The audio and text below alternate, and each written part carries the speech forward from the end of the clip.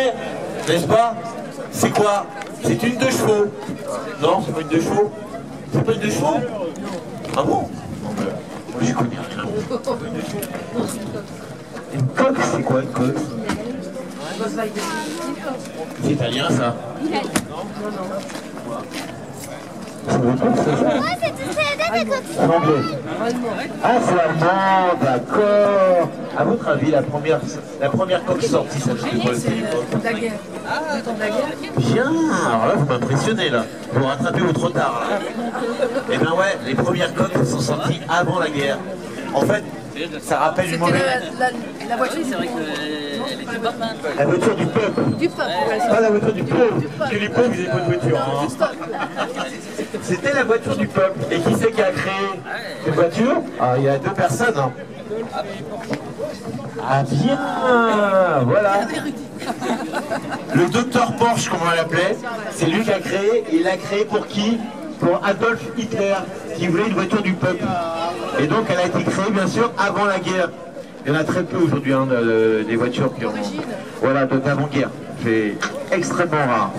Et ça a perduré jusqu'aux années 80, fin des années 80. Ils sont où les propriétaires là? Ils ont disparu. Ici. Ah bah tiens, viens là toi. Voilà, ça c'est mon garagiste. C'est mon garagiste. Il est où l'autre? Il est là. Voilà. Voilà.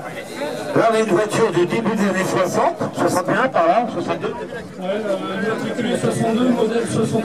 Ok, et là, de l'autre côté 68. 68, pas tellement d'écart, et pourtant, il y a plein de différences. Ah oui. Au niveau de... alors les phares ici, regardez les phares, ils éclairent le ciel. Hein, et les premières coques étaient comme ça. Ensuite, on a redressé les phares, donc on a transformé les ailes pour que les phares soient droits pour éclairer la route. Hein, là, on éclaire les arbres. Alors, ils ont deux inclinés à l'intérieur, ils éclairent quand même la route, mais c'est comme ça qu'on reconnaît certains modèles. Le capot aussi. Le capot, c'est une forme différente, plus pointu ici, plus long. Regardez le capot, il est beaucoup plus pointu, plus long que celui-ci qui est plus arrondi.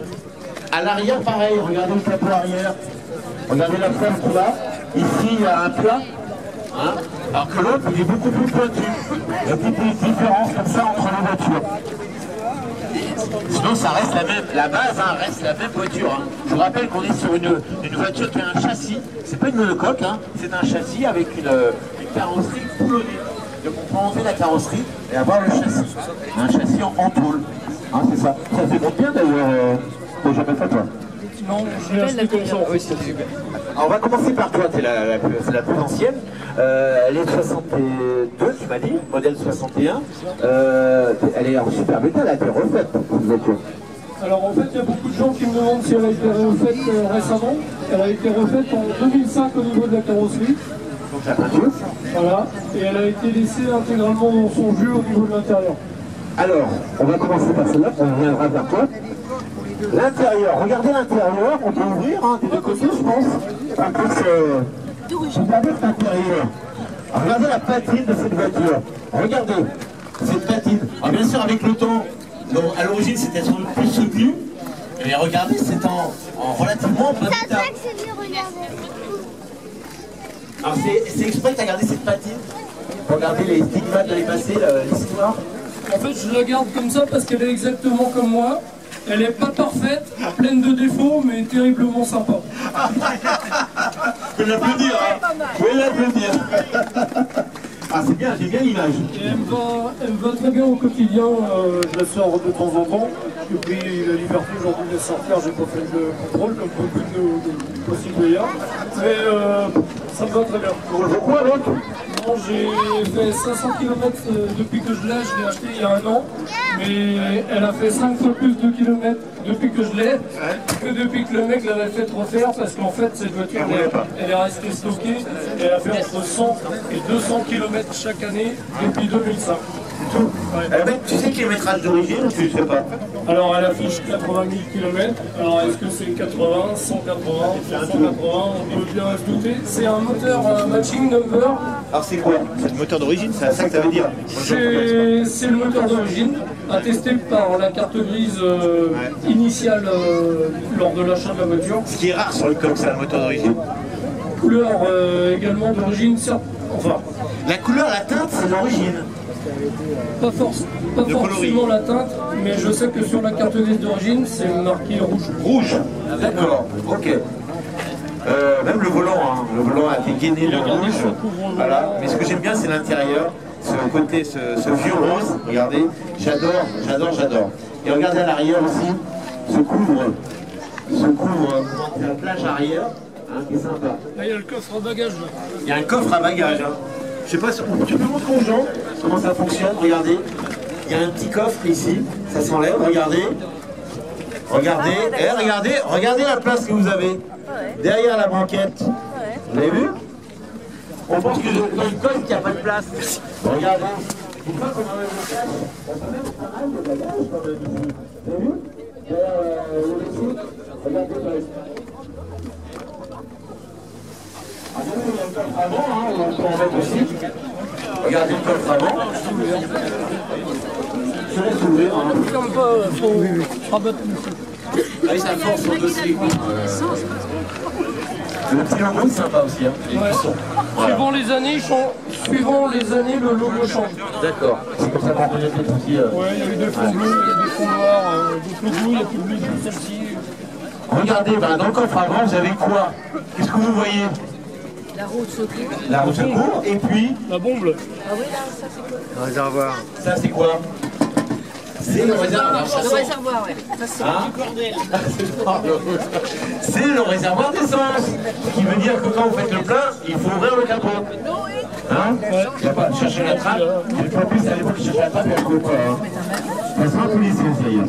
Oui. Je vous rappelle que le lave-glace, pour ceux qui étaient équipés, était branché sur la vanne. J'ai le tuyau pour la brancher. C'est ingénieux, hein? On branchait sur la vanne pour avoir le lave-glace. Pour se remettre là, il y a une petite valve sur le bocal de lave-glace qui se remplit, qui se branche comme tu dis. C'est avec la pression de la roue de secours. Roue de secours, et c'est la pression de la roue de secours qui envoie le moteur. On va aller voir le moteur aussi. J'ai même. Ouais, j'ai le tuyau. Alors, le moteur, qui est où le moteur? Parce qu'il n'est pas à l'avant. Donc s'il n'est pas à l'avant, il est où?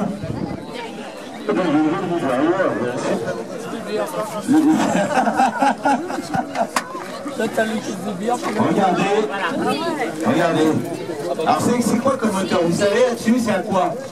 C'est quoi? Quel type de moteur? 4 cylindres à plat, c'est ça. Enfin, il connaît tout petit, hein. Voilà, j'essaie de les piéger.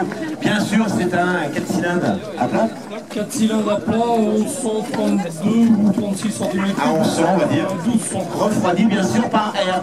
D'où le bruit caractéristique de Coccinelle. On la reconnaît. Ici, il y a une turbine. Alors la turbine, mesdames, sert à quoi? Mesdames, messieurs, il y a une grosse turbine derrière, elle sert à quoi? C'est pas le radiateur, hein, c'est le refroidissement par air. Donc elle sert à refroidir les cylindres. C'est une turbine. C'est quoi? C'est ce qu'on appelle de l'air forcé pour refroidir les cylindres. C'est ça? Ouais, c'est ça. Donc ce moteur, il a été refait ou pas? Non, je pense pas. Ouais, tu vois, même les pipes, c'est ressoudé, elle est dans son jus. Toi, tu l'as acheté, t'as rien fait dessus. T'as fait confiance au... Ouais, non. Je l'ai acheté tel quel, en fait. Cette voiture, je l'ai achetée au Portugal. Au Portugal, là, tu dois cacher ça. Pourquoi tu as cherché une Coccinelle au Portugal? Il y en a plein ici. Ouais. Alors, elles sont pas forcément moins chères parce que ça me fait rigoler, ça. T'as toujours... toute une paire de plus malins que tout le monde qui disent les coques au Portugal c'est de la merde. Les donneurs de leçons? Ouais. Des mecs qui trouvent toujours 10 fois mieux à 4 fois moins cher. Mais je dis tout de suite, quand vous ajoutez le voyage, le temps passé, les jours de récup, de repos, de congé qu'il faut prendre pour y aller, elles sont pas moins chères qu'ici. Par contre, elles ont un avantage, c'est qu'au Portugal, sur les routes l'hiver, il n'y a pas de selle. Ah ouais, elles sont plus saines. Donc là, t'as un châssis qui est nickel. On retrouve des voitures qui sont globalement plus saines. Bon, d'accord. Donc ça fait combien de temps que tu as acheté, tu m'as dit un an? Un an du mois de novembre. Je suis parti en road trip avec mon fils, un fourgon, une remorque, et puis roule la voiture. Tu savais pas ce que tu allais trouver là? J'avais j'avais repéré une dizaine de voitures, c'est la troisième que j'ai trouvée en une journée. L'équivalent portugais, mais pour tous ceux qui pensent que c'est facile de faire, je ne vais pas dire comment j'ai fait, parce qu'ils veulent toutes les combines sans jamais rien payer. Ça revient à combien une voiture comme ça? En gros? Il faudrait tout additionner, je pense que... Allez, autour de 10 000. 10 000. Ça commence à faire quand même, hein. Les coccinelles sont cherchés. Ok. Allez, on va passer à l'autre, hein, tu bouges pas, hein, tu restes là. On va passer à l'autre acolyte. Alors, dis-moi, toi, tu sors d'une restauration. Cette voiture-là, je l'ai vu démonter dans ton garage. Ah oui. Hein, j'ai vu l'évolution qui était longue parce que s'occuper d'un garage, c'est pas simple, tu l'as encore dit l'autre fois, t'es beaucoup pris. Ah et oui. t'as réussi à remonter quand même le dimanche ta voiture. La nuit peut-être. Ah, pratiquement la nuit, ouais. Non, non, j'ai passé 3 ans quand même. 3 ans dessus. 3 ans, ouais. Le soir et surtout le samedi, quoi. Ouais. Le dimanche, j'ai vite quand même. Alors la tienne est 68, c'est ça? Ouais. Très bonne année, 68. Ah, bah, oui, je sais pas, j'étais pas là. Et donc, alors toi, est-ce que tu l'as modifiée ta voiture? Alors, tu l'as acheté comment? Des PC, une épave, t'as fait quoi? C'était quoi le truc au départ? alors, au départ, quand j'ai racheté le garage, elle était dedans. Voilà. Ah ouais, c'est vrai? Ah oui, tu m'avais dit ça. Elle est toujours dans les locaux. Voilà, et elle était toute d'origine.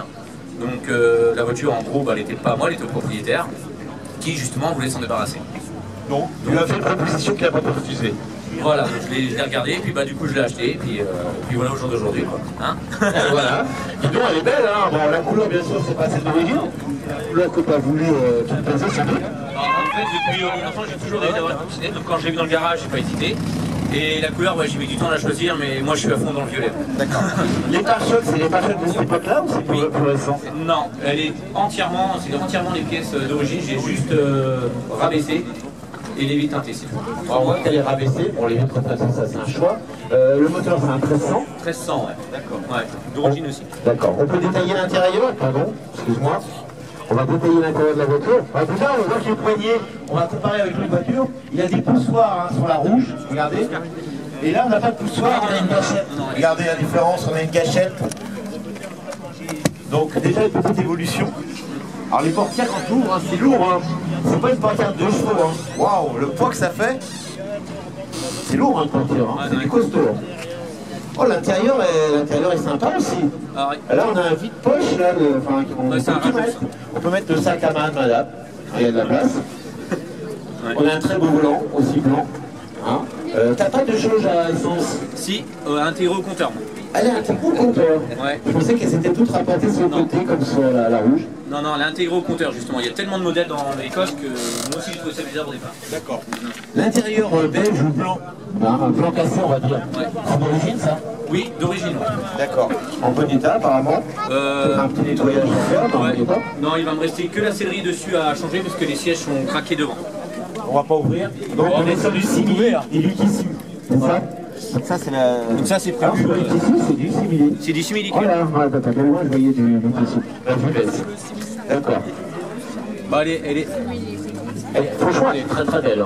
Ça fait qu'un mois qu'elle est finie, hein. Ça fait qu'un mois que je roule avec. Bon. Je sais que tu as des problèmes de carburation. Non, ça y est, c'est résolu. Ça y est, c'est résolu. Depuis vendredi. C'est bien. Le moteur, on a parlé du moteur. Ouais. Alors le moteur, t'as fait quoi dessus? T'as rien fait?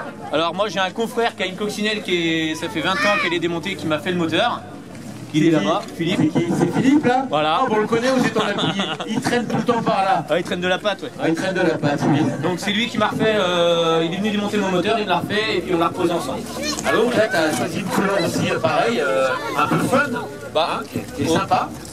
C'était un essai en fait au départ, le moteur, parce que je voulais mettre un violet. J'ai fait un essai avec le moteur et en fait je l'ai laissé comme ça. Avec la petite poulie chromée qui va bien. Ouais. Franchement, sympa. Hein? Ah oui, le moteur on le voit pas en entier, hein. Il y a toute une partie dessous. Hein, et quand on sort un moteur là-dessus, ça sort par dessous. Hein. On lève le cul, comme on dit, et le moteur c'est très vite fait à sortir. Il est où le spécialiste là? Il est là, le chevri il est là. Viens là, toi. C'est un moteur de Cox. T'as un moteur de Cox? C'est facile à sortir. Dessous. Allez, on prend combien? Une petite demi-heure pour faire? Ouais, une demi-heure. Une demi-heure pour sortir un moteur, c'est rapide, ça tient 4 boulons. 4 boulons, ça suffit, ça tient bien. On débranche les connectiques. J'en ai jamais vu tomber. Même le mien qui l'a remonté, il est pas encore tombé. Pour l'instant, Tout à l'heure, il y avait même un combi qui était là, on a même présenté le combi avec. Les coccinelles, quand même, ça reste une voiture mythique, hein, sortie donc présentée avant la guerre. Comme je disais, Adolf Hitler a voulu cette voiture pour le peuple. en fait, il s'est servi en fait. Hein. Le docteur Porsche a créé cette voiture. Il a créé après sa propre marque, hein, les Porsche. Après, s'est inspiré de la coccinelle pour créer sa première Porsche, la 356. Il y en avait une qui était là tout à l'heure, elle est partie. Et c'était la même base. Et après, il fera aussi, il fera des coupés Carmangia sur la même base. Et il fera aussi le combi. Et tout ça, ça va se vendre super bien aux États-Unis. Eux qui viennent les grosses voitures, c'est incroyable, on ne s'attendait pas aux États-Unis parce qu'il y a un tel engouement pour une coccinelle, une voiture qui était archaïque quand même, ça, dans les années 60. Ils ont vendu, je ne sais pas combien, au Mexique, au Brésil, partout dans le monde en fait. Jusqu'au Mexique, c'est jusqu'en 2005. Ah, c'est pas bien, ils ont arrêté les modèles en 2005. Imaginez, 1939-2005. En injection après. En injection, mais la voiture à la base était la même en fait. La même, ouais. Hein, en injection, parce qu'au niveau pollution, il fallait que ça passe, ça devait passer tout juste. Et c'est pour ça qu'ils ont arrêté, c'est parce que justement ça polluait trop et puis en sécurité ils arrivaient à les mettre aux normes. Alors la coque c'est sympa, il est où l'autre propriétaire? Derrière. Il a bien quoi. Il est là. Les trois spécialistes là. Alors à conduire, ça reste une voiture donc, qui a été conçue quand même avant-guerre. Et je rappelle qu'avant-guerre, c'était même des freins à câble à l'époque. Alors moi c'est que tambour de toute façon. C'est des tambours partout. Ah ouais. Moi aussi, ouais. Il n'y a jamais eu de frein à disque sur les coques? Si. Sur les derniers modèles? Si, alors les derniers, les modèles automatiques ont eu des freins à disque. Il y a eu des modèles automatiques. Ouais. Et les modèles 1500 après ont eu, à partir de 68, ils ont eu des freins à disque sur les 1500. Il y a d'autres modèles qui existaient sur la coque, c'est le modèle cabriolet, qui est assez rare aussi. Hein, on a appelé ça la voiture des snobs, à Paris dans le 16e à l'époque. Tu vois, un peu. Avec la grosse capote repliée à l'arrière. Hein il y a eu plein de dérivés de la coque, il y en a eu plein. On parlait du modèle Carmangia, qui existe en coupé, en cabriolet. Le combi, on n'en parle pas, il y a eu plein de versions différentes. Hein. Aujourd'hui, les combis, certains combis, ça prend une cote pas possible. Alors aujourd'hui, tu disais, toi, ta voiture, ton combi, toi, tu estimes la tienne à combien? Moi je l'ai fait expertiser juste pour pouvoir être remboursé au cas où s'il y a une L'assurance. Voilà, mais vu qu'elle n'est pas entièrement finie, qu'il restait assez et tout, on l'a estimé à 9 000. Et ben on est dans le même saut. Ouais. Hein. Bien qu'un modèle ancien sera toujours plus recherché, hein, je pense. Hein. Que plus la voiture à une coque est ancienne, plus elle sera recherchée. Après, il y a l'État, bien sûr, qui joue, bien sûr. La tienne, franchement, elle est nickel. La tienne aussi. Franchement, vous pouvez les applaudir tous les deux.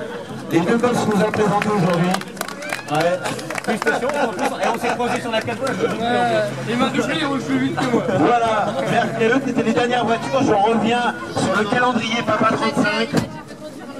Je vous rappelle que le